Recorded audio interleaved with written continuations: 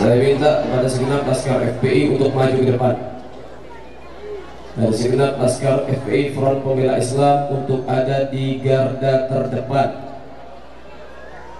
Assalamualaikum warahmatullahi wabarakatuh. Bismillah walhamdulillah, wassalatu wassalamu ala rasulillah Sayyiduna Muhammad ibn Abdullah wa ala alihi wa sahbihi wa man wala. Rabbi israh li sadri wa yassir li amri wa hlul 'uqdatam min lisani yafqahu qawli. Amma ba'd. Alhamdulillah, yang sama-sama kita muliakan, kita hormati, kita kagumi, kita cintai, dari segenap para asatid, para alim ulama, para masyayikh, para tokoh-tokoh masyarakat, para muallim, para mudaris, para tuan-tuan guru yang insya Allah senantiasa diberkahi oleh Allah Subhanahu wa ta'ala. Begitu juga dari segenap para panitia pekerja keras sehingga tercipta perayaan Maulid ini waktu ini malam, dan juga dari para wakil rakyat dan juga para pejabat dan aparat. Insya Allah mudah-mudahan keseluruhannya senantiasa diberkahi oleh Allah Subhanahu wa ta'ala. Begitu juga yang hadir, insya Allah mudah-mudahan malam ini yang hadir punya hajatnya dikabulkan oleh Allah Subhanahu wa ta'ala. Yang punya dosa-dosanya diampuni oleh Allah. Yang sedang sakit disehatkan badannya oleh Allah Subhanahu wa ta'ala. Amin ya rabbal. Alhamdulillah, segala puji bagi Allah, Tuhan yang Maha Esa, yang Maha Tunggal. Dan dialah Allah Subhanahu wa ta'ala zat yang Maha Pengasih lagi Maha Penyayang. Dan dialah Allah Subhanahu wa ta'ala zat yang memberikan hidayah kepada hamba-hamba yang dikehendakinya. Selawat teriring salam terus kita berikan dan curahkan kepada hadratul Rasul, imamuna, qudwatuna, Sayyiduna Muhammad sallallahu alaihi wasallam bi afdhalis salawat wa ta'zim. Saudara yang dimuliakan oleh Allah Subhanahu wa ta'ala, Nabi Muhammad sallallahu alaihi wasallam beliau bersabda, "Ad-dunya mal'unun wa mal'unun ma fiha." Dunia ini dilaknat oleh Allah dan semua yang ada di dalamnya pun dilaknat oleh Allah Subhanahu wa ta'ala. Illa dzikrullah, kecuali orang-orang yang gemar berzikir kepada Allah. Wa 'alimun, para ulama, wa muta'allimun, dan para pencari ilmu agama Allah Subhanahu wa ta'ala. Maka semua itu mendapatkan rahmat dari Allah, mendapatkan ridha dari Allah. Dan malam ini ketiganya berkumpul di hadapan Allah Subhanahu wa ta'ala. Kita semua yang ada di tempat ini kita berzikir kepada Allah dan bersolawat untuk Sayyiduna Muhammad sallallahu alaihi wasallam. Kita di tempat ini juga kita mencari ilmu agama Allah. Maka insya Allah ini malam ini waktu kita mendapatkan barokah dari Allah Subhanahu wa ta'ala. Di tempat ini juga kita sedang bergembira atas kelahiran junjungan Nabi besar Muhammad sallallahu alaihi wasallam. Kita bergembira atas kelahiran Sayyiduna Muhammad, wujudnya Sayyiduna Muhammad Al-Habib Ali bin Muhammad bin Hussein Al-Habashi. Beliau menyatakan di dalam magarahnya, di dalam untayan mutiaranya, masih kamajma' al-maulid yujalil qurub. Tidak ada perkumpulan di muka bumi yang melebihi kemuliaannya, kebaikannya, melebihi perkumpulan maulid baginda Nabi Muhammad. Perkumpulan maulid Nabi adalah sebaik-baik perkumpulan yang ada di muka bumi, dan semua yang kumpul di dalamnya hajatnya akan dikabulkan oleh Allah Subhanahu wa ta'ala. Zawaqatabatikil asi zabadatu. Hei para pelaku maksiat, hei orang yang banyak dosa, ini waktu yang tepat untuk kita kembali kepada Allah, untuk taubat kepada Allah Subhanahu wa ta'ala, sehingga taubat kita berkat Sayyidina Muhammad akan diterima oleh Allah Subhanahu wa ta'ala. Zawaqatabatik ya syarq idza ba'duk. Hei para pelaku dosa yang sudah tenggelam, yang sudah lalai kepada Allah, yang sudah melampaui batas di dalam maksiat kepada Allah, sekarang waktu yang tepat untuk kembali kepada Allah Subhanahu wa ta'ala.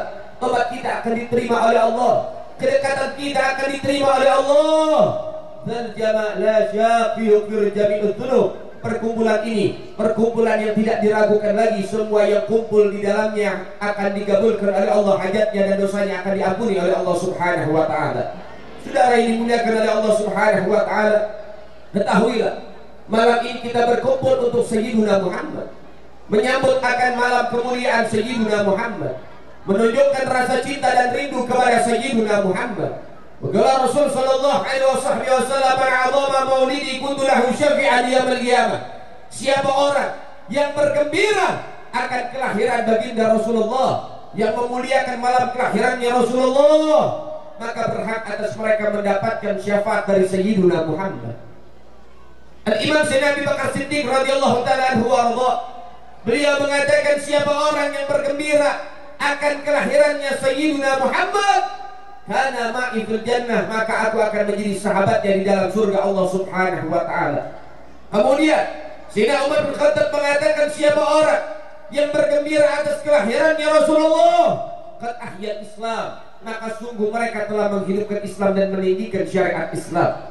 Sayyidina Ali bin Abi Thalib mengatakan siapa orang yang bergembira atas kelahirannya Rasulullah, wajib alaihi husnul khatimah, maka wajib atas mereka mendapatkan husnul khatimah.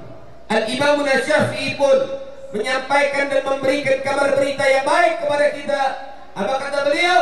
Man jama'a li maulidin Nabi ikhwanan, siapa orang yang kumpul dalam perayaan Maulid Nabi bersatu padu bersalawat kepada Sayyidina Muhammad, wa hayya ta'aman, atau mereka nggak bisa hadir tapi mereka ikut andil nyumbang dari hal konsumsi, dari hal makanan, dari hal materi, dari hal pikiran, dari hal tenaga, menyumbang ikut andil dalam perayaan Maulid baginda Nabi Muhammad.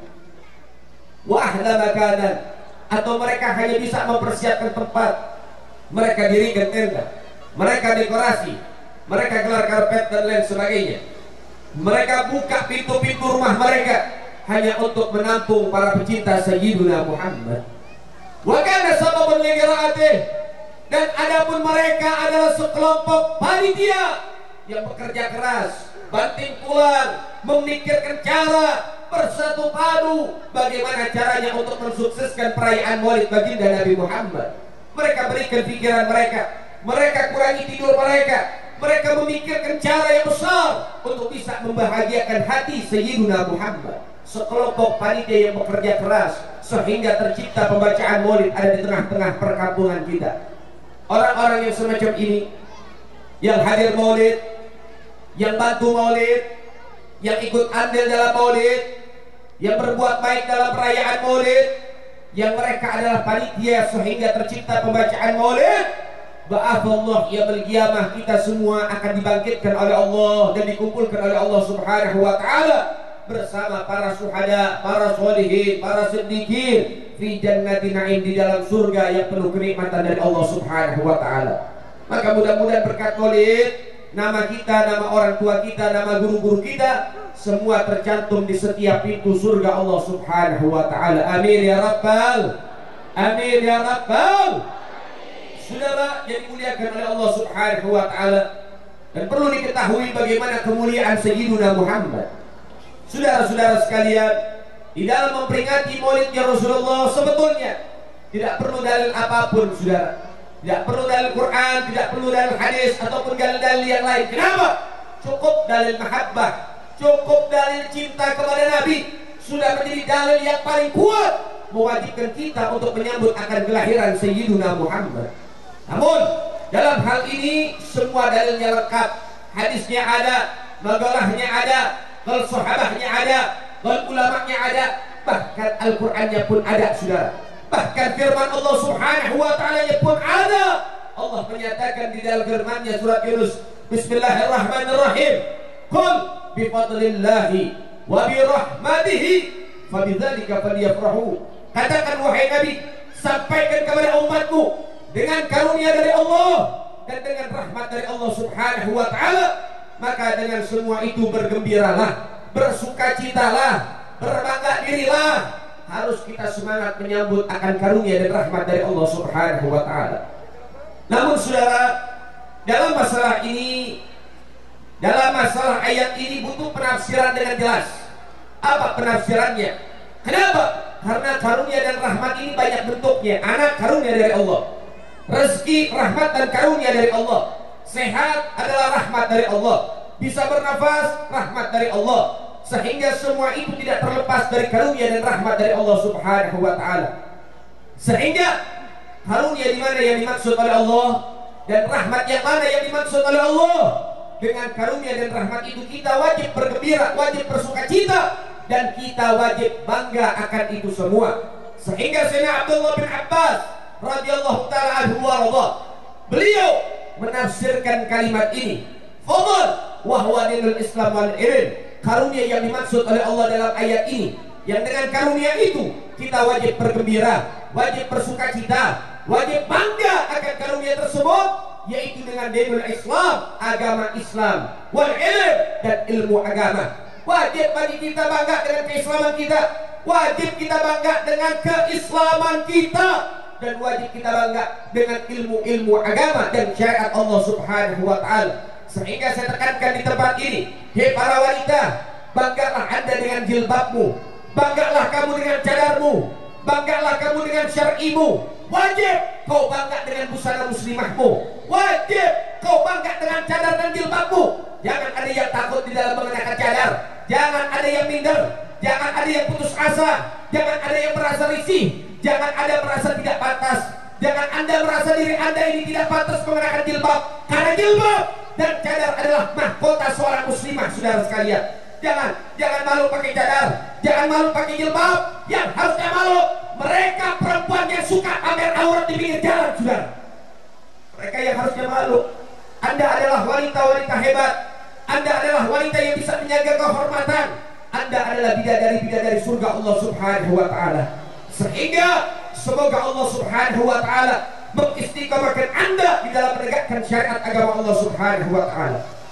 Begitu juga saudara, kepada kaum pria, banggalah Anda dengan kopiah-kopiah Anda, banggalah kalian dengan daripada busana muslim Anda, dengan baju koko Anda, dengan sarung Anda, dengan gamis Anda, dengan jaket majlis Anda, dengan sorban-sorban Anda, karena itu adalah busana-busana baginda Nabi Muhammad sallallahu alaihi wasallam. Sehingga saudara yang dimuliakan oleh Allah Subhanahu wa taala, harapan kita insyaallah dengan tegaknya syariat agama Allah Subhanahu wa taala, insyaallah Indonesia akan tambah diberikan keamanan oleh Allah Subhanahu wa taala. Itu yang pertama saudara. Yang kedua, wa bi rahmatihi, dengan rahmat dari Allah. Dengan rahmat dari Allah, rahmat yang mana? Sehingga Sayyidina Abdullah bin Abbas menafsirkan rahmat yang ada dalam kalimat ini dengan mengambil ayat yang lain, yaitu apa? Wa ma arsalnaka illa rahmatan lil alamin. Tidaklah aku utus engkau wahai Muhammad melainkan engkau menjadi rahmat yang terbesar bagi seluruh alam semesta. Sehingga wajib bagi kita bergembira atas Sayyidina Muhammad, wajib bagi kita bersukacita atas Sayyidina Muhammad, wajib bagi kita untuk bersemangat akan menyambut kemuliaan Sayyidina Muhammad.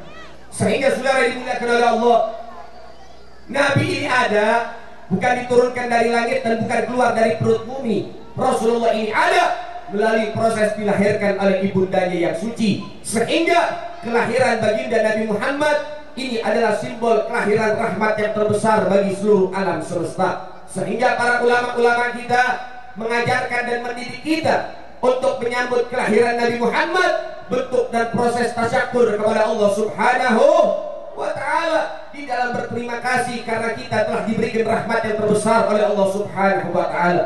Saudara yang dimuliakan oleh Allah, Nabi Muhammad lahir sudah bawa kemuliaan, Rasulullah lahir sudah memiliki kemuliaan tersendiri, sehingga Nabi Muhammad tidak butuh dengan kemuliaan-kemuliaan yang lain, karena Nabi Muhammad adalah sumber kemuliaan yang Allah ciptakan. Nabi Muhammad diberikan oleh Allah Ta'ala kemuliaan yang luar biasa langsung dari Allah Subhanahu wa ta'ala. Sehingga saudara yang dimuliakan oleh Allah, Nabi Muhammad Nabi yang hebat, Nabi yang mulia, Nabi yang luar biasa, memiliki keistimewaan di hadapan Allah Subhanahu wa ta'ala. Kenapa? Karena begitu agung Sayyiduna Muhammad. Sehingga saudara yang dimuliakan oleh Allah, lihat bagaimana kemuliaan yang dimiliki oleh Rasulullah. Anda tahu ketika Nabi Allah Adam mendapati satu buah kesalahan. Apa kesalahannya? Makan buah kuldi. Kesalahan Nabi Adam memakan buah kuldi. Apa yang akhirnya terjadi? Allah mengeluarkan Nabi Adam untuk turun ke muka bumi. Anda tahu dengan satu kesalahan itu Nabi Allah Adam sujud selama 100 tahun, saudara, berderai air mata, menyesali perbuatannya, mengharap Allah mengampuninya, mengharap Allah memaafkannya. Namun saudara, 100 tahun sujudnya belum bisa menebus satu kesalahannya. Sehingga Allah Ta'ala Nabi Allah Adam, "Hei Adam, kau berdoa dengan doa ini, maka kesalahanmu akan diampuni oleh Allah Subhanahu wa ta'ala." Apa doanya? Allahumma ghfirli bihaqi Muhammadin illa ghafartali. Ya Allah, dengan kemuliaan pemilik nama Muhammad, maka ampuni kesalahanku. Ketika Nabi Allah Adam berdoa dengan doa ini, sekali doa, maka Allah mengatakan, hei Adam, di mana engkau mengenal Muhammad? Aku belum menciptakan jasadnya, namun Allah telah menciptakan daripada nurnya. Sehingga Nabi Adam mengatakan, ya Rabbi, ketika engkau menciptakan jasadku, meniupkan ruh dalam tubuhku, maka aku mengangkat kepalaku, membuka kedua bola mataku, aku menyaksikan kalimat-kalimat terukir dengan jelas dan indah di setiap pintu-pintu surgamu dan di tiang-tiang arsmu, kalimat la ilaha illallah Muhammadur Rasulullah. Tiada Tuhan selain Allah, dan Nabi Muhammad adalah utusan Allah. Tidak ada nama yang dapat bersanding dengan namamu, melainkan hanya ada satu nama, dialah Muhammadur Rasulullah.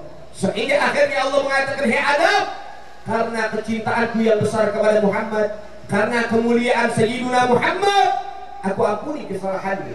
Lihat saudara-saudara sekalian, satu kesalahan kita belum bisa ditebus dengan sujud panjang. Andai Allah Ta'ala menjadikan ini sebagai salah satu jalan, satu-satunya jalan untuk supaya kita bisa mendapatkan ampunan Allah, berapa waktu yang harus kita butuhkan untuk sujud kepada Allah Subhanahu wa Ta'ala? Kalau satu dosa harus ditebus dengan 100 tahun sujud kepada Allah, lalu waktu yang berapa banyak kita membutuhkan untuk sujud kepada Allah, sementara dosa-dosa kita terlalu banyak telah menenggelamkan kita. Saudara yang dimuliakan oleh Allah, beruntung kita memiliki Sayyiduna Muhammad. Sehingga malam ini, ayo semuanya ucapkan dalam hati, ucapkan dengan baik, dengan jelas, dengan ikhlas, dengan mantap dan dengan yakin kepada Allah doa tersebut, sehingga insya Allah dosa kita akan diampuni oleh Allah Subhanahu wa Ta'ala. Allahumma ghfir lana bihaqi Sayyidina Muhammad illa ghafarta lana. Ya Rabbi, ampuni dosa-dosa kami dan dosa kedua orang tua kami berkat kemuliaan Sayyidina Muhammad. Ya Allah, ampuni semuanya, sehingga insya Allah mudah-mudahan dosa-dosa kita diampuni oleh Allah Subhanahu wa Ta'ala. Saudara yang dimuliakan oleh Allah, tidak sampai di sana akan kemuliaan Sayyidina Muhammad. Rasulullah itu lahir bulan Rabiul Awal di hari Senin, bulan biasa, hari biasa. Sementara Nabi mengatakan afdhalus syuhur syahrul Ramadan wa afdhalul ayyam yaumul Jum'ah. Sebaik-baik bulan, bulan Ramadan. Sebaik-baik hari, hari Jumat. Tapi kenapa Nabi Muhammad lahir di bulan Rabiul Awal dan di hari Senin, bukan bulan Ramadan dan juga di hari Jumat? Semata-mata Allah ingin menunjukkan kemuliaan yang dimiliki oleh Sayyiduna Muhammad. Andai Allah Ta'ala melahirkan Rasulullah di bulan Ramadan, akan ada tuduhan, akan ada pemikiran yang menyatakan jelas Nabi Muhammad menjadi Nabi paling mulia karena lahir di bulan mulia. Artinya Nabi menjadi mulia gara-gara bulan, dan itulah yang disingkirkan oleh Allah Subhanahu wa Ta'ala. Tapi nyatanya bulan menjadi mulia berkat kelahiran Sayyiduna Muhammad. Rabiul Awal biasa, tapi ketika dipilih oleh Allah menjadi bulan muda, bulan kelahiran Nabi, siapa yang tidak kenal dengan Rabiul Awal? Masuk Rabiul Awal, umat Sayyiduna Muhammad seluruh dunia berlomba-lomba di dalam mengagungkan Sayyiduna Muhammad. Setiap malam ada perayaan Maulid, setiap malam ada perayaan daripada pembacaan sholawat, dan setiap malam ada yang namanya daripada kegiatan-kegiatan agama terjadi ada di dalam bulan Rabiul Awal. Bahkan bukan sehari dua hari, namun berbulan-bulan. Sampai detik ini saudara, saya undangan Maulid sampai bulan Sya'ban. Padahal sudah masuk Sya'ban masih banyak yang undang Maulid saudara. Kenapa? Begitulah kemuliaan Sayyiduna Muhammad. Tidak sampai di sana, Senin hari yang biasa, namun karena Senin dipilih oleh Allah menjadi hari kelahiran Nabi, apa yang terjadi? Hari Senin terangkat derajatnya. Ternyata di dalam hari Senin ada satu ibadah khusus, yaitu apa? Puasa hari Senin dan Kamis. Su'ila Nabiuna Muhammad sallallahu alaihi wasallam an shoma yaumil Itsnin. Nabi Muhammad ditanya, ya Rasulullah, mengapa engkau berpuasa di hari Senin? Qala fihi wulidtu wa fihi unsila alayya. Di hari Senin aku dilahirkan, dan di hari Senin aku mendapatkan wahyu yang Allah turunkan. Sehingga hari Senin Nabi mengisi dengan berpuasa, tasyakur kepada Allah Subhanahu wa Ta'ala. Begitulah kemuliaan yang dimiliki oleh Sayyiduna Muhammad. Kemuliaan-kemuliaan yang lain sangat banyak saudara sekalian. Bahkan Masya Allah, Kemuliaan Nabi Muhammad sallallahu alaihi wasallam sangat luar biasa. Ketika Isra wal Mi'raj sampai di Sidratul Muntaha, maka malaikat Jibril mengatakan, wahai Muhammad, lanjutkan perjalananmu untuk berjumpa dengan Allah. Tugasmu sampai di sini. Saya awal sampai sini saja. Maka Nabi bilang, wahai Jibril, dari alam dunia sampai tempat ini, sampai saat ini kau mendampingiku. Apa kau tega meninggalkanku seorang diri? Maka malaikat Jibril mengatakan, ya Rasulullah, ini adalah batasan. Aku tidak mampu melewati. Bila mana aku melangkah satu langkah, maka aku akan binasa dengan cahaya Allah subhanahu wa ta'ala. Tidak ada seorang makhluk siapapun dia mampu melewati batasan ini kecuali hanya ada satu, dialah engkau Muhammadur Rasulullah. Sehingga Nabi melanjutkan Isra wal Mi'rajnya bi jasadihi wa ruhihi wa na'lih. Jasad, ruh dan sendal-sendal Nabi ikut terangkat berjumpa dengan ilahi Rabbi. Nabi Allah Musa ketika ingin bermukhatabah, berdialog dengan Allah Ta'ala di Ardul Muqaddasah, di tanah yang disucikan oleh Allah, di tempat ibadah Nabi Allah Musa, maka Allah mengatakan, hei Musa, copot sendalmu di luar, jangan bawa masuk. Copot sendalmu di luar, jangan bawa masuk. Ketika ingin berdialog dengan Allah, bukan berjumpa, berdialog di alam dunia, Nabi Musa disuruh untuk mencopot sendalnya. Tapi Nabi Muhammad bukan hanya berdialog, namun berjumpa dengan Allah subhanahu wa ta'ala memakai sendal-sendalnya, saudara sekalian. Sendal yang biasa, karena yang pakai Nabi, sendalnya luar biasa, bisa terangkat, saudara sekalian. Luar biasa, kita punya Nabi hebat, kita punya Rasul, sehingga sendal Nabi bisa jadi jimat. Ada satu jimat namanya Mithlul Na'li Syarif, gambar teropak sendal Nabi, atau gambar sendalnya Rasulullah, itu bisa jadi jimat. Salah satu khasiatnya, dikatakan siapa orang yang membawa gambar teropak sendalnya Rasulullah, siapa orang yang membawa gambar tersebut, Allah Ta'ala memberikan penjagaan dari gangguan jin, sihir, dan juga manusia dan balak, saudara. Kemuliaan sendalnya Rasulullah, itu salah satunya. Masih banyak lagi kemuliaan-kemuliaan, sehingga para ulama mengatakan haram bagi orang yang membawa sendal, membawa gambar sendalnya Rasulullah masuk ke kamar mandi, hukumnya haram, saudara. Nah, gambar teropak sendal Nabi itu biasanya ada di kopiah-kopiah, ada di beberapa kopiah itu ada gambar teropak, atau di habwa, atau di sorban, atau di logo jaket majlis untuk tabarruk ambil barokah. Begitulah daripada kemuliaan sendal baginda Nabi Muhammad sallallahu alaihi wasallam. Luar biasa. Sehingga miris kita punya hati. Ketika bulan Rabiul Awal kemarin, lagi semangat-semangatnya kita untuk mengagungkan Nabi, namun masih ada yang menghina baginda Nabi Muhammad, membanding-bandingkan Nabi Muhammad dengan manusia biasa. Memang betul Nabi Muhammad manusia biasa, memang betul Nabi Muhammad ini seorang daripada manusia. Namun ingat, mereka para ulama mengatakan apa? Rasulullah itu basyarun lagal basyar. Nabi Muhammad memang manusia, namun tidak seperti manusia pada umumnya, tidak seperti manusia biasa. Rasulullah memiliki keistimewaan dari Allah subhanahu wa ta'ala. Kemudian saudara, ada lagi yang mengatakan Rasulullah lahir tidak punya yang namanya cahaya, biasa saja seperti manusia pada umumnya. Innalillahi wa inna ilaihi raji'un. Padahal di dalam hadis, di dalam athar, di dalam riwayat, berapa banyak yang menceritakan akan cahaya baginda Nabi Muhammad. Rasulullah lahir ini memiliki cahaya, sehingga mereka para ulama menggambarkan cahayanya Rasulullah nurun fawqa 'ala nur, cahaya di atas cahaya. Kalau cahaya matahari kita pandang mata, akan merusak kita punya penglihatan, merusak kita punya mata, menyakitkan kita punya mata. Namun kalau cahaya baginda Rasulullah yang lebih hebat dari matahari, semakin dipandang maka akan semakin tenang, semakin nyaman, semakin damai kita punya jiwa dan raga berkat cahaya baginda Nabi Muhammad.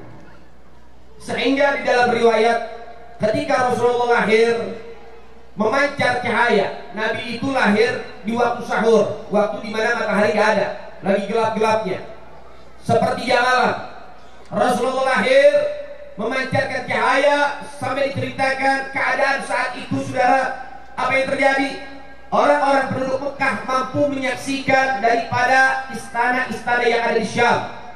bisa disaksikan jarak yang jauh, ternyata bisa menyaksikan daripada kerajaan-kerajaan yang dimiliki oleh Sayyiduna Muhammad.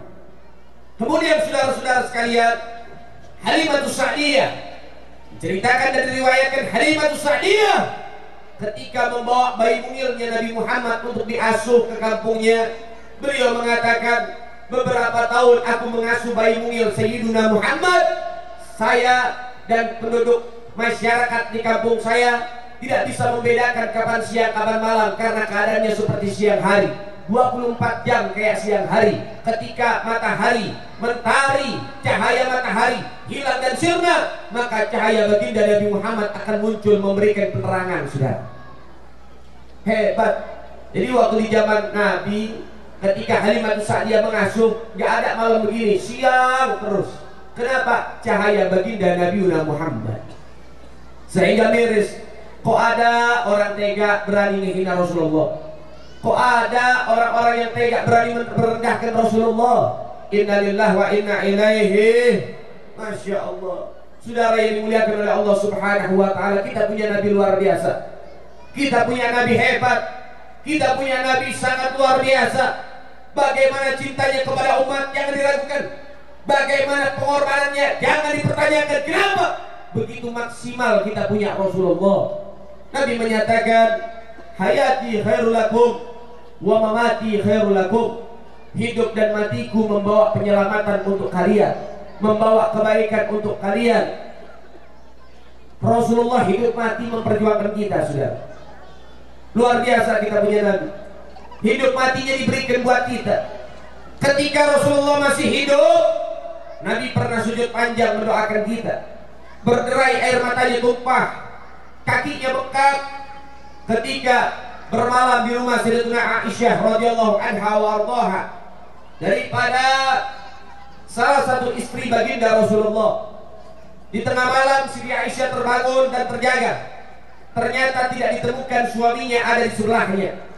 Ketika dicari, Rasulullah dalam keadaan tenggelam munajat kepada Allah Subhanahu wa ta'ala dengan derayan yang deras air matanya. Selepas Rasulullah bermunajat kepada Allah, seusai beliau beribadah, ditanya oleh Sayyidatuna Aisyah, ya Rasulullah, ya Habibullah, kau gak punya dosa, kau gak punya kesalahan, mengapa engkau begitu panjang sujud takut kepada Allah berderai air mata? Engkau begitu mulia, engkau wajib masuk ke dalam surga, tapi engkau masih sujud panjang hingga kakimu bengkak, ya Rasulullah. Maka jawaban yang penuh dengan kerendahan hati, Nabi mengatakan, afalam an akuna abdan syakura, apakah saya tidak boleh menjadi hamba yang bersyukur kepada Allah Subhanahu wa ta'ala? Lalu kemudian Nabi menawarkan doa, wahai Aisyah, maukah engkau aku doakan? Siti Aisyah mengatakan, ya Rasulullah, siapa yang tidak mau menerima akan doamu yang begitu agung? Maka Nabi mendoakan Siti Aisyah, ya Allah, rahmati Aisyah, ridhoi Aisyah, angkat derajat Aisyah, kabulkan hajat Aisyah, wafatkan dalam keadaan husnul khatimah Aisyah. Menangis terharu Siti Aisyah. Lalu kemudian Nabi tanya, wahai Aisyah, kamu ridho dengan doaku? Kamu bahagia? Kamu gembira? Siti Aisyah mengatakan, ya Rasulullah, siapa yang tidak gembira akan doamu? Andai Allah menciptakan aku memiliki dua sayap, maka aku akan terbang di mabuk kepayang, karena begitu indahnya doa-doamu, munajatmu untukku, ya Rasulullah. Nabi menundukkan kepala, mengusap air matanya yang tumpah, kemudian berusaha untuk mengangkat kepalanya, memandang dan menatap Siti Aisyah dengan tajam dan mengatakan, Aisyah, kau harus tahu, aku sujud panjang, berderai air mata, doa dengan doa yang lebih hebat dari itu. Aku mendoakan umatku hingga yaumil qiyamah. Doa itu aku persembahkan untuk umatku setiap malam. Siti Aisyah kagum mendengar jawaban Sayyidina Muhammad, begitu cinta kepada kita umat Sayyidina Muhammad. Nabi Muhammad doain kita setiap malam, saudara. Nabi Muhammad ingat kita setiap malam. Pertanyaannya, apakah kita sudah ingat dengan Sayyidina Muhammad? Apa kita sudah dekat dengan Sayyidina Muhammad? Apa kita sungguh-sungguh cinta kepada Sayyidina Muhammad? Apa kita sudah melanjutkan perjuangan Sayyidina Muhammad? Apakah kita betul-betul ingin siap berkorban untuk Sayyidina Muhammad? Apakah kita bisa mendapatkan kesempatan memandang wajah indah Sayyidina Muhammad? Pertanyakan pertanyaan itu setiap malam, saudara, untuk memotivasi dirimu untuk mendekatkan engkau dengan Sayyidina Muhammad. Tidak sampai di sana perjuangan dan pengorbanan Nabi, saudara. Lalu, saudara, ketika Nabi di dalam masa-masa sakaratul maut, Rasulullah Shallallahu Alaihi Wasallam ketika ditarik ruhnya sedikit demi sedikit oleh malaikat Israel, beliau bertanya, "Hei Israel, bagaimana rasa sakit sakaratul maut umatku? Ini saja yang aku rasakan begitu sakit dan pedih." Maka Israel mengatakan, "Ya Rasulullah, aku tidak pernah mencabut satu arwah yang melebihi kelembutannya dibanding ini. Aku mengambil dan mencabut ruh yang paling lembut hanya engkau ya Rasulullah. Umatmu yang penuh dosa otomatis akan lebih sakit aku cabut ruhnya." Sehingga Nabi mengatakan di dalam sabdanya di dalam kitab Al-Arwah, Nabi mengatakan apa? Rasa sakit sakaratul maut seperti ditusuk 1000 pedang dan dikuliti hidup-hidup, saudara. Itu rasa sakitnya sakaratul maut. Rasulullah telah merasakan. Dan apa yang dilakukan Nabi? Nabi masih berkorban. Di detik-detik Rasulullah ini tiada, masih memikirkan kita, berdoa kepada Allah, "Ya Rabb, ya Allah, bebankan rasa sakit sakaratul maut umatku setengahnya untukku, supaya mereka mendapati yang namanya keringanan." Bayangin, Nabi masih perjuangin kita, saudara. Rasulullah masih berkorban buat kita, sampai minta setengah dari rasa sakit sakaratul maut dilimpahkan untuk Sayyidina Muhammad. Begitu hebat Sayyidina Muhammad, begitu luar biasa Sayyidina Muhammad. Sampai di sana kan Nabi? Tidak. Ternyata ketika Nabi wafat, Nabi masih memberikan apa? Memberikan pengorbanan buat kita, perjuangan buat kita. Setiap hari Senin ada beberapa malaikat yang ditugaskan oleh Allah untuk membawa catatan amalan-amalan kita dalam seminggu penuh. Disodorkan kepada Nabi, "Ya Rasulullah, minggu ini catatan amalan perbuatan umatmu." Nabi mengatakan, "Idza wajadtu khairan," kalau aku mendapati amalan catatan umatku dalam keadaan baik, fahamidullah, maka aku memuji Allah, bersyukur kepada Allah. "Wa idza wajadtu khairan," kalau aku mendapati amalan perbuatan umatku dalam keadaan buruk, dalam keadaan maksiat, fastaghfirtu lakum, maka aku mohon ampun kepadamu ya Allah. Tolong ampuni umat-umatku, tolong ampuni kesalahan mereka ya Allah. Nabi sudah di alamul arwah, sudah di dalam kubur, masih perjuangin kita umatnya, sudah. Begitu hebat kita punya Nabi, begitu luhur kita punya Rasul. Makanya rugi kalau jauh dari Nabi, celaka kalau jauh dari Nabi. Sehingga diriwayatkan ketika Rasulullah dibuatin mimbar yang baru oleh sahabat, karena mimbar Nabi sudah terlalu rapuh. Anda tahu saudara, ketika Nabi naik ke atas mimbar untuk memberikan khutbah Jumatnya, maka di tengah-tengah khutbah Jumat Nabi ada suara tangisan, pecah suara tangisan yang dahsyat. Namun sumbernya bukan dari sahabat. Usut punya usut mencari para sahabat dari mana sumber tangisan ini. Begitu kerasnya suara tangisan tersebut sampai suara Nabi gak kedengeran. Begitu dahsyatnya suara tangisan. Ternyata sumbernya dari mimbar lamanya Rasulullah. Sebongkah kayu menangis karena ditinggal oleh baginda Nabi Muhammad. Nabi turun dari mimbarnya, Nabi datangi mimbar yang lama, Nabi elus, Nabi usap, sebagaimana usapan seorang ibu di wajah anaknya. Begitu lembut, begitu rahmat Nabi kita Muhammad. Anda tahu terjadi dialog. Allah Ta'ala memberikan dialog di situ. Nabi tanya, "Hei mimbar, hei kayu, kenapa engkau menangis?" Maka kayu ini berkata, "Ya Rasulullah, aku tak kuasa ditinggal olehmu, aku tak kuasa berpisah darimu. Ya Rasulullah, aku tidak mau berpisah dengan engkau ya Rasulullah." Nabi mengatakan, "Ini hanya 8 langkah, 8 langkah saja. Ini mimbar yang lama, di sebelah sini mimbar yang baru, hanya 8 langkah jaraknya." Maka itu pohon, maka itu kayu, itu mimbar yang lama mengatakan, "Ya Rasulullah, 1 langkah saja aku tak mampu ditinggal olehmu, apalagi 8 langkah ya Rasulullah." Begitu hebat. Nabi rayu. Nabi bilang, hei mimbar, saya kasih dua pilihan. Pilih salah satu. Yang pertama, saya akan jadikan kamu mimbar seumur hidup saya sampai saya mati. Saya gak akan kemana-mana, saya pakai kamu. Pilihan yang kedua, saya akan jadikan engkau mimbarku di dalam surga Allah Subhanahu wa ta'ala. Tapi biarkan aku memakai mimbar yang baru dan engkau jangan menangis. Maka ini pohon, saudara, ini pohon, ini mimbar, ini kayu, mengatakan, ya Rasulullah, kalau engkau jadikan aku seumur hidup sampai kau wafat, maka kita bisa bersama hanya ketika engkau ada di alam dunia. Namun aku memilih pilihan yang kedua, jadikan aku mimbar di alamul akhirah, di surga Allah Subhanahu wa ta'ala, untuk mendampingimu, karena di situ adalah alam keabadian. Sehingga akhirnya Nabi Muhammad menyuruh, kalau begitu hentikan tangisanmu. Dan Nabi berkata kepada para sahabat, wahai sahabatku, andai aku tidak merayu ini mimbar, aku tidak merayu ini kayu, kayu ini akan menangis hingga hari kiamat, dan semua yang ada di dekat ini kayu akan mendengar bagaimana tangisannya yang sangat kuat. Luar biasa. Kayu dapat syafaat Nabi. Jadi syafaat Nabi itu bukan cuma buat umatnya, bukan cuma buat manusia, tapi bahkan benda mati pun mendapatkan syafaat dari Sayyiduna Muhammad. Hewan merasakan daripada pertolongan Sayyiduna Muhammad. Satu waktu Rasulullah bersender di sebuah batu. Kemudian Nabi mendapatkan wahyu dari ilahi. Allah Ta'ala menyatakan, ku anfusakum wahlikum nara wa qu'uduhan nas wal hijarah, ila akhir ayat.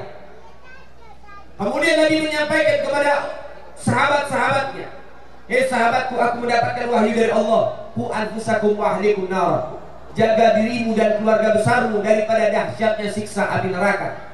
Wa qu'uduhan nas wal hijarah, yang mana bahan bakar neraka itu dari manusia dan bebatuan. Manusia yang banyak dosa dijadikan bahan neraka, dan batu-batu menjadi bahan neraka. Ketika ini wahyu disampaikan, ternyata dua bahan neraka, manusia dan batu. Maka batu yang disender oleh Nabi, yang menjadi penopang Nabi, itu batu langsung pecah dengan tangisan, saudara. Nangis luar biasa. Sahabat dengar dengan tangisan tersebut. Kemudian Nabi melakukan daripada rahmatnya yang luar biasa, dipeluk ini batu, ditenangkan ini batu. Akhirnya terjadi dialog. Ditanya, hei batu, kenapa engkau menangis? Maka batu ini menjawab, ya Rasulullah, siapa yang tidak takut ketika engkau membawakan ayat tersebut? Sesungguhnya di dalam neraka ada dua, yaitu batu dan manusia. Dan aku khawatir aku termasuk batu yang ada di dalam neraka Allah Subhanahu wa ta'ala. Aku tak kuasa, aku takut, ya Allah. Saudara, batu gak punya dosa, batu gak ngelakuin maksiat, batu gak pernah melakukan kemaksiatan, tapi batu menangis takut kepada Allah. Dan ingat, di dalam ayat tersebut juga Allah mengatakan bahan bakar neraka itu juga termasuk manusia, saudara. Berapa banyak dosa yang kita miliki, berapa banyak kita memiliki kesalahan, berapa kali kita melakukan perbuatan dosa dan ingkar, saudara. Ayo tobat kepada Allah. Buka hatimu untuk mencapai hidayah dan menggapai hidayah. Hidayah itu butuh dicari, hidayah itu dijemput, bukan ditunggu. Jadi gak ada sejarahnya, kenapa kamu gak pakai jilbab? Oh, belum dapat hidayah, gak ada begitu. Hidayah itu dicari, hidayah itu dijemput. Kenapa kamu gak mau sholat, belum dapat hidayah? Gak bisa begitu. Cari hidayah, jemput hidayah, untuk supaya kau selamat dari neraka Allah Subhanahu wa ta'ala. Jadi jangan diam-diaman, saudara. Butuh ikhtiar, butuh usaha untuk mendapatkan hidayah dari Allah Subhanahu wa ta'ala.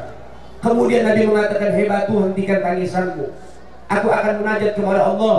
Semoga Allah menjadikan engkau salah satu batu yang bisa menjadikan daripada bangunan di istanaku dalam surga Allah Subhanahu wa ta'ala. Batu diselamatkan oleh Nabi, dimasukkan ke dalam surga, nanti dijadikan salah satu batu yang menjadi bangunan istana Nabi Muhammad Sallallahu alaihi wasallam. Semoga pohon mendapatkan syafaat Nabi, semoga batu mendapatkan syafaat Nabi. Begitulah Sayyiduna Muhammad. Lalu sungguh rugi kalau ada umat yang gak dapat syafaat Nabi. Ayo saudara-saudara sekalian, kita umatnya Rasulullah, ayo kita gapai syafaat Sayyiduna Muhammad. Gimana caranya? Yang pertama, tanamkan kecintaan dan kerinduan kepada Sayyidina Muhammad. Yang kedua, perbanyak sholawat sama Rasulullah. Perbanyak sholawat kepada baginda Nabi Muhammad. Sholawat adalah surat cinta dari umat untuk Sayyidina Muhammad. Semakin banyak kau kirim sholawat, semakin banyak kau kirim surat cinta kepada Rasulullah, maka semaksimal mungkin itu kau mengirimkan sholawat, kesempatan besar untukmu akan diberikan syafaat oleh Sayyidina Muhammad. Kirim surat cinta sama Nabi, biar Nabi kenal sama kita. Nanti Nabi balas dengan apa? Syafaat. Yang ketiga, yang pertama cintai Nabi Muhammad. Yang kedua, sholawat kepada Sayyidina Muhammad. Yang ketiga, cintai keluarga baginda Nabi Muhammad, Ahlul Bait Rasulullah, para habaib. Yang keempat, cintai umatnya Rasulullah, sesama umat bersaudara, al-muslim akhul muslim. Sesama umat Islam ini bersaudara, kal jasadil wahid, seperti tubuh yang satu. Kalau misalnya ada saudara muslim kita yang tertimpa musibah, kita wajib ikut andil membantu meringankan musibah mereka. Buktikan kita adalah satu tubuh yang saling berkaitan satu sama lain, saudara. Saudara yang dimuliakan oleh Allah Subhanahu wa taala, maka oleh sebab itu ayo jadilah umat kebanggaan Sayyidina Muhammad. Kemudian juga umat Nabi itu punya ciri, punya tanda. Tandanya 3. Allah menyatakan kuntum khairu ummati ukhrijat linnas. Kalian sebaik-baik umat di antara umat-umat yang lain. Kita dapat pujian dari Allah dalam Quran. Umat-umat yang lain gak ada yang dipuji, hanya umat Sayyidina Muhammad. Yang pertama, ta'muruna bil ma'ruf. Umat Nabi itu mengajak dalam kebaikan. Ajak kawan-kawan kita dalam kebaikan. Yang belum sholat untuk mengerjakan sholat, yang gak suka sholawat untuk menjadi orang yang rajin sholawat, yang belum suka hadir majlis ilmu, ajak supaya hadir majlis ilmu, yang belum istiqomah, ajak untuk istiqomah. Yang kedua, wa tanhauna 'anil munkar. Tidak cukup dengan amar ma'ruf, saudara, ternyata umat Nabi juga harus mencegah daripada kemungkaran. Tidak boleh berdiam diri akan kemungkaran. Wajib kita tegur orang-orang yang berbuat kemungkaran, mudhalalat. Harus kita tegur mereka. Supaya apa? Supaya mereka sadar dan kembali kepada Allah Subhanahu wa ta'ala. Yang ketiga, wa tu'minuna billah, beriman kepada Allah. Kalau sudah 3 sifat ini ada, beriman kepada Allah, amar ma'ruf, nahi munkar, Anda umat Sayyidina Muhammad dan berhak mendapatkan syafaat dari Rasulullah. Maka mudah-mudahan kita semua di sini adalah umatnya Rasulullah, dan insyaallah mudah-mudahan Nabi Muhammad akan menghalalkan supaya kita bisa mendapatkan syafaat dari Sayyidina Muhammad. Saudara yang dimuliakan oleh Allah, selain itu saudara, begitu besar perjuangan Nabi, begitu hebat perjuangan Nabi, begitu agung perjuangan Nabi, begitu luhur akhlaknya Rasulullah. Akhlaknya Nabi sangat luar biasa. Dikisahkan dan diceritakan bagaimana Nabi kita mengajarkan toleransi. Jadi artinya apa? Jangan ajarin toleransi sama umat Islam. Umat Islam lebih mengerti arti toleransi, saudara.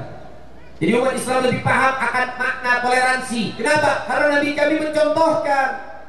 Karena Rasulullah telah membuktikan bagaimana cara bertoleransi, saudara. Nabi bertoleransi, Nabi tidak mengucapkan selamat atas hari raya yang lain. Tidak, itu bukan ajaran Sayyidina Muhammad. Nabi bertoleransi dengan cara saling berbuat baik, berbuat luhur kepada saudara-saudara yang lain. Lihat bagaimana Rasulullah setiap hari, setiap pagi dan sore mengantar makanan untuk seorang nenek yang beragama Yahudi. Ada satu nenek tua hidup seorang diri di tengah-tengah pasar.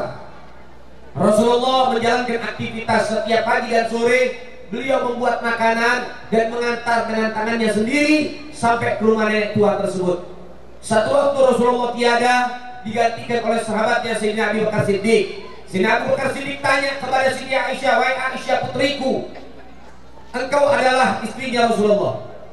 Saya mau nanya, Nabi itu punya aktivitas apa tiap hari?" Siti Aisyah bilang, aktivitas Nabi kalau pagi dan sore, beliau buat makanan dengan tangan sendiri, beliau antar ke rumah nenek tua yang ada di pojok dekat pasar. Maka kemudian Sayyidina Abu Bakar Siddiq mengikuti ittiba alaih Nabi, mengikuti melanjutkan apa yang telah dilakukan oleh Rasulullah. Dia buat makanan, dia antar ke rumah nenek tua. Sampai di rumah nenek tua, sahabat Abu Bakar Siddiq masuk. Ketika mengetuk, masuk ke dalam. Ketika ditanya siapa, Maka sahabat Abu Bakar menjawab, aku orang yang biasa mengantarkan makanan untukmu wahai nenek. Masuk. Ini nenek tua ternyata buta, gak bisa lihat. Sampai masuk di dalam, nenek tua ini mengatakan, hei anak muda, setiap hari kamu ngasih makanan saya. Tidak ada keluargaku satupun yang peduli dengan aku. Namun engkau ini peduli. Saya gak kenal kamu, saya gak tahu kamu, saya buta, saya gak bisa melihat wajah kamu. Tapi kamu sangat luar biasa baik, luar biasa, sangat baik. Kamu datang kemari, kamu mengurus aku bertahun-tahun, memberikan makanan, suapan-suapan itu setiap hari. Kamu tidak pernah meminta aku balas, dan aku tidak mengenal engkau, dan aku tidak pernah melihat engkau. Lalu kemudian diberikan, disuapi oleh tangannya sahabat Abu Bakar. Ternyata Pak Nabi Muhammad nyuapin tiap hari, sehari 2 kali. Ketika disuapin, nenek tua ini mengatakan, hei anak muda, kau orang baik, aku kasih kau amanat, aku kasih kau pesan. Pesan aku wahai anak muda. Ini nenek tua buta. Hei anak muda, pesan aku sama, bertahun-tahun pesan ini aku beri kepadamu. Pesan aku sama, jangan ikutin Muhammad. Muhammad adalah penipu, Muhammad orang gila, Muhammad ini tukang sihir. Jangan ikuti dia, hati-hati. Nenek tua nggak tahu, bertahun-tahun Rasulullah sampai tiada yang memberikan suapan demi suapan. Itu adalah orang yang dihina dia di depan mata dia. Nabi tetap memberikan suapan demi suapan. Kemudian setelah memberikan nasihat yang panjang untuk menjauhkan Rasulullah, Anda tahu saudara, nenek tua ini tiba-tiba terhenti. Hei anak muda, tapi ngomong-ngomong, kamu ini bukan orang yang biasa yang datang kemari. Sahabat Abu Bakar bilang, nenek, kamu buta, kamu nggak bisa melihat. Dari mana kamu mengenali aku? Kok kamu tahu saya bukan orang yang biasa datang ke sini? Apa kata nenek tua ini, saudara? Nenek tua ini mengatakan, orang yang biasa datang ke sini, dia tahu aku seorang nenek-nenek. Aku nggak punya gigi, sehingga sebelum dia memasukkan makanan, beliau meremas-remas makanan supaya lembut. Beliau mengunyah makanan supaya lembut. Ketika makanan itu sudah lembut, baru beliau suapkan ke mulutku. Begitulah Nabi Muhammad melakukan. Dan Anda tahu saudara, apa yang lebih mengagumkan lagi? Dan nenek tua itu mengatakan, ketika masuk jari jemarinya menyuapi makanan di dalam mulutku, aku bisa merasakan pancaran kasih sayang terasa dari ujung-ujung jarinya. Sallu ala Muhammad, Allahumma salli wa sallim wa barik alaihi wa ala alihi. Rasa manis bisa dirasa dengan lidah, pahit bisa dirasa dengan lidah, asin bisa dirasa dengan lidah. Namun Anda bayangkan, nenek tua ini mampu merasakan kasih sayang terpancar dari ujung-ujung jari Sayyiduna Muhammad. Nangis sahabat Abu Bakar. Ya Allah, begitu sabar Nabi Muhammad, dicaci maki setiap hari di depannya, namun Nabi masih memberikan kasih sayang dan kebaikan. Nabi suapin, bahkan begitu sabarnya Nabi, walau sudah dicaci maki di depannya, tidak kurang rasa kasih sayang yang diberikan oleh Nabi Muhammad, terpancar dari ujung jemari tangan Sayyiduna Muhammad. Begitu hebat kita punya Rasul, begitu hebat kita punya Nabi, begitu luar biasa. Ya Rabb, takdirkan kami semua yang ada di tempat ini kelak di hari kiamat bisa merasakan suapan dari tangan baginda Nabi Muhammad.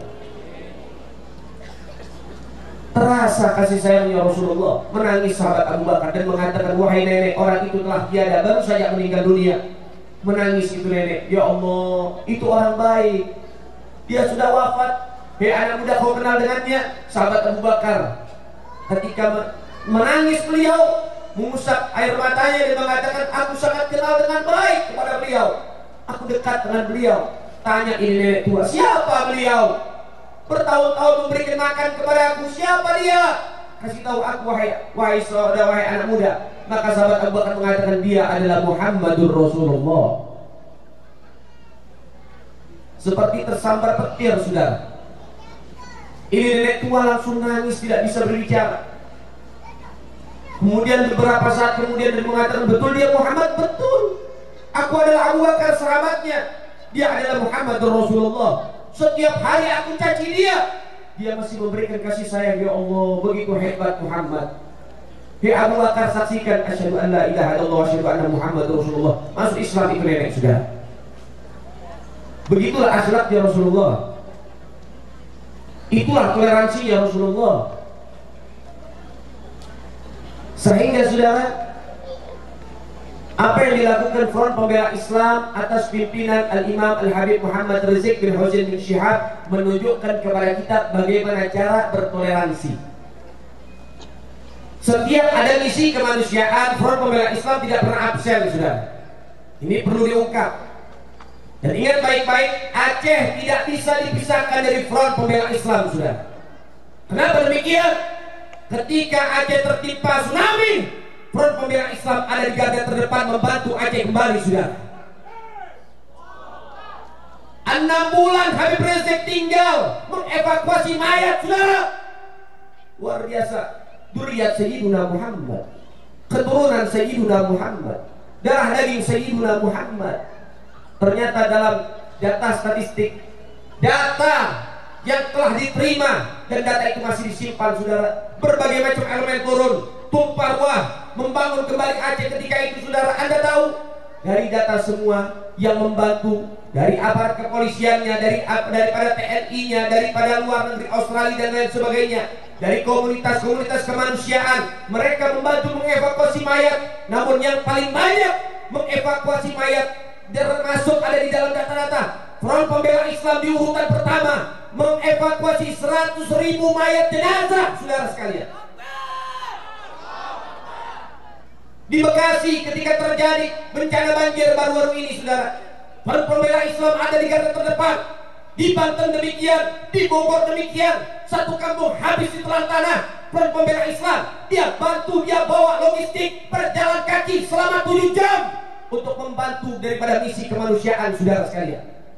Dan catat baik-baik, ketika Front Pembela Islam membantu, saudara, ketika kami umat Islam membantu dalam misi kemanusiaan, kami tidak pernah tanya apa agamamu, apa etnismu, apa sukumu. Tidak, yang kami tahu, kamu manusia, saya manusia. Ayo kita bangkit bersama menjaga ukhuwah, saudara. Itu yang kami tahu, saudara.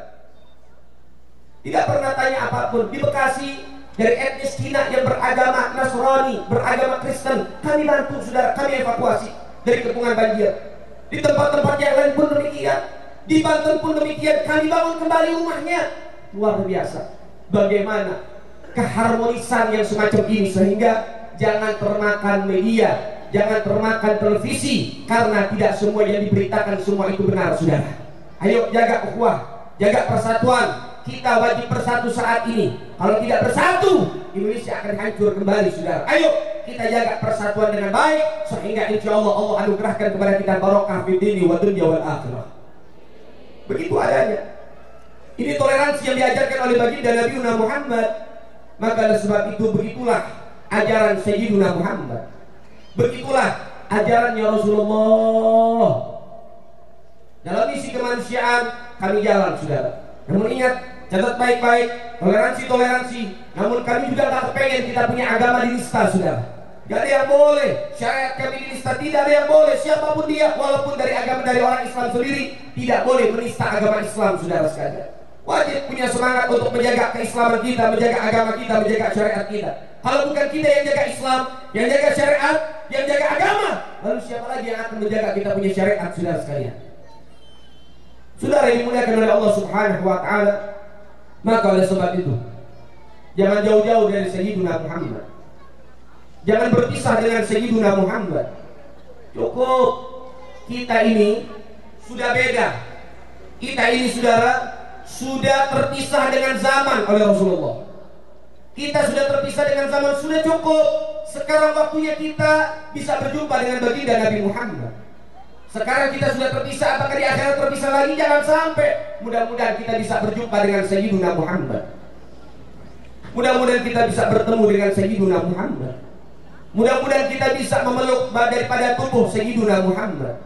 Saudara yang dimuliakan oleh Allah Subhanahu wa Ta'ala, Nabi Muhammad sallallahu alaihi wasallam itu begitu agung, begitu luhur, memperjuangkan kita mati-matian.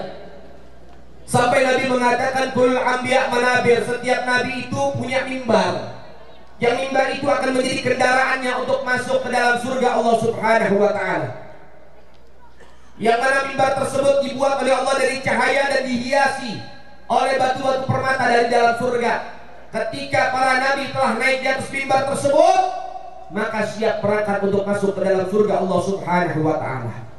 Semua nabi telah naik di atas mimbar-mimbarnya.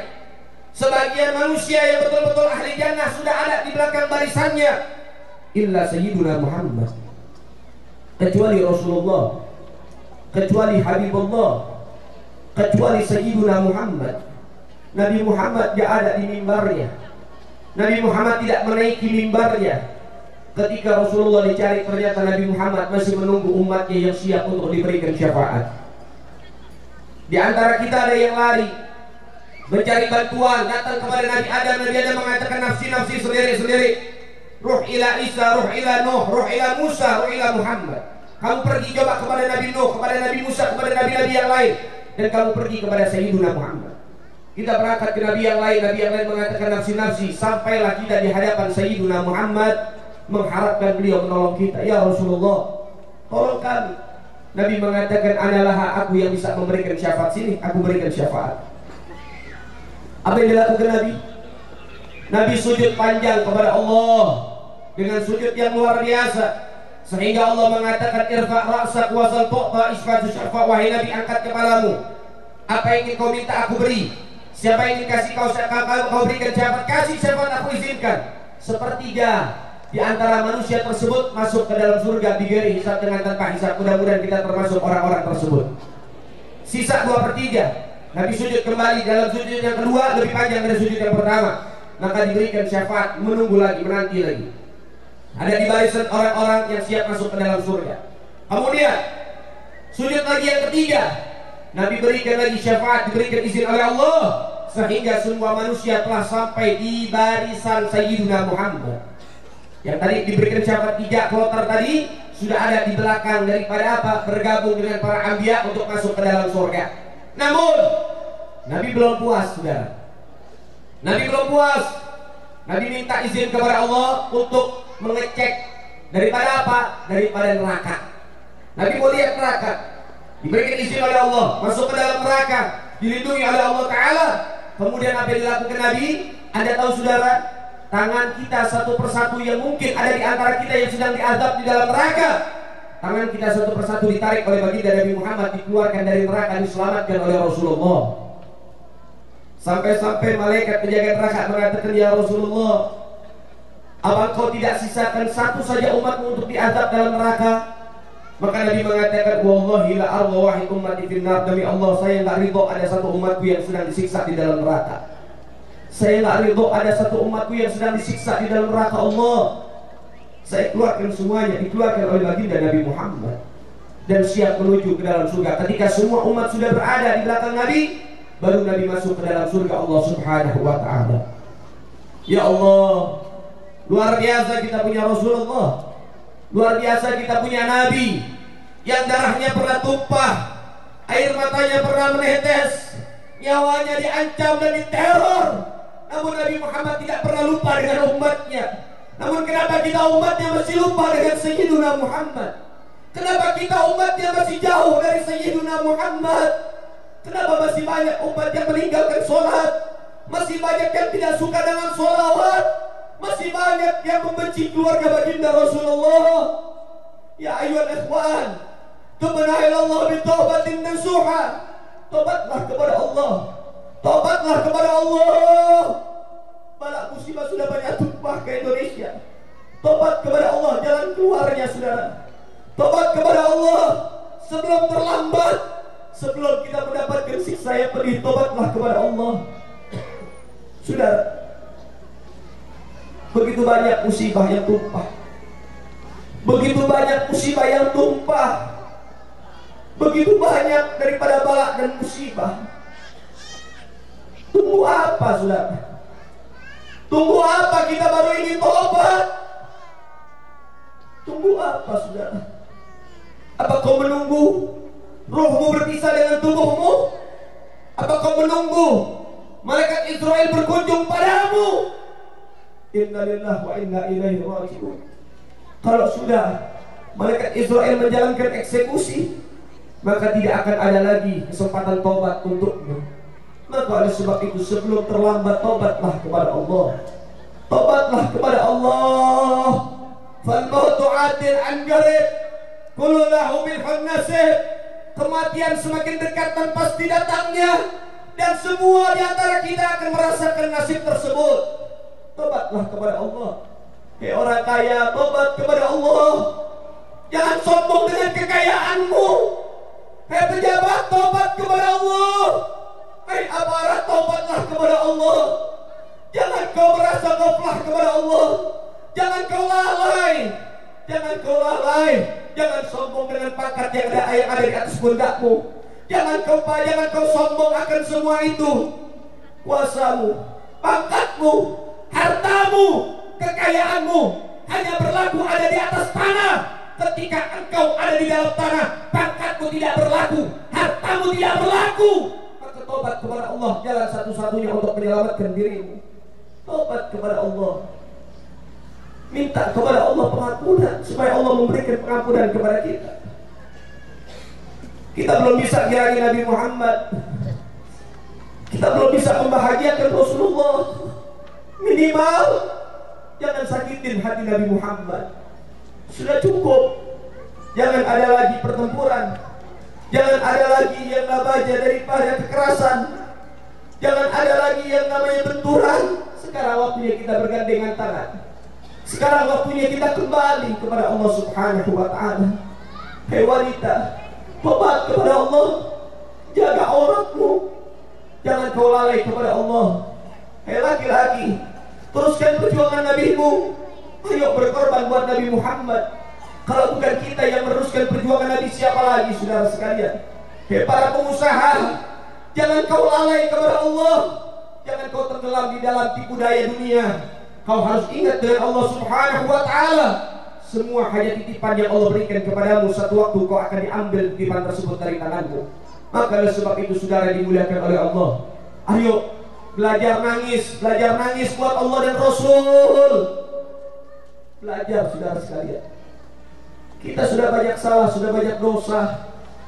Tangisan kita itulah untuk melebur dosa-dosa kita. Bala musibah sudah tumpah di mana-mana, saudara. Sudah tumpah ada di mana-mana bala dan musibah. Tobat kepada Allah, jalan keluarnya. Allah menyatakan dua cara untuk menolak bala dan musibah. Dalam surat Al-Anfal ayat 33, Bismillahirrahmanirrahim. Wa ma kana Allah liyu'adzibahum wa anta fihim wa ma kana Allah mu'adzibahum wa hum yastaghfirun. Bagaimana mungkin aku Allah tega menurunkan bala dan musibah sementara umatmu menghidupkan syariatmu, wahai Muhammad. Dan bagaimana mungkin aku Allah menurunkan bala dan musibah sementara umatmu tenggelam di dalam istighfar kepadaku. Dua cara untuk menolak bala dan musibah. Yang pertama, hidupkan syariat baginda Nabi Muhammad. Yang kedua, perbanyak istighfar kepada Allah Subhanahu wa ta'ala. Para pengusaha-pengusaha, Anda mendapatkan yang namanya nadrah dari Nabi Muhammad khusus. Nabi mengatakan at-tajiru aminu as-sadiqul muslimu ma'a syuhada yaumil qiyamah. Siapa orang dari pengusaha aminu, dia aman. Sadiqu, dia jujur. Muslimu, dia orang Islam. Ma'a syuhada yaumil qiyamah. Besok di hari kiamat mereka akan dikumpulkan bersama para syuhada yang wajib masuk ke dalam surga Allah tanpa hisab, saudara. Itu tadi, jujur kau, amanah kamu, orang Islam kamu masuk ke dalam surga. Itulah bagaimana perhatian Nabi Muhammad kepada para pengusaha-pengusaha. Maka jadilah pengusaha muslim yang baik. Saudara dimuliakan oleh Allah, ingat dua cara untuk menolak bala dan musibah. Yang pertama, hidupkan syariat Sayyiduna Muhammad. Yang kedua, perbanyak istighfar. Perbanyak istighfar. Ayo saudara-saudara sekalian, saya ingin mengajak kepada kita semua yang ada di tempat ini, ayo kita beristighfar bersama. Kita mohon ampun kepada Allah. Kita sudah banyak dosa-dosa yang kita lalui, yang kita punya. Kita sudah tenggelam dalam dosa, saudara sekalian. Ayo semuanya kita istighfar kepada Allah. Tuangkan air matamu ini malam, saudara sekalian. Nabi mengatakan dam'atul asi tudfi'u ghadab rabbi. air mata yang tumpah menetes dari seorang pendosa yang menyesali dosa-dosanya dan kesalahannya mampu akan meredam murka Allah Subhanahu wa taala. Air mata itu akan meredam kemurkaan Allah, akan meredam kemarahan Allah, akan meredam api neraka Allah. Maka jangan pernah kita malu untuk meneteskan air mata untuk Allah. Ketika harta benda hilang dari tangan kita, jabatan hilang dari tangan kita, kau mampu menangis. Kenapa kau tak pernah menangis untuk Allah dan Rasul? Ayo saudara, ini malam semuanya saya ingin dengar, keluarkan suaranya kita dalam istighfar. Hadirkan hati antum semua, hadirkan hati kalian semua yang ikhlas minta kepada Allah, yang sungguh-sungguh minta kepada Allah. Ayo saudara-saudara sekalian, anggap malam ini malam terakhir kita, besok kita tidak ada. Maka ayo istighfar dari dalam hatimu untuk semuanya bisa memberikan kesucian dalam dirimu dan juga mendapat pengampunan dari Allah Subhanahu wa taala.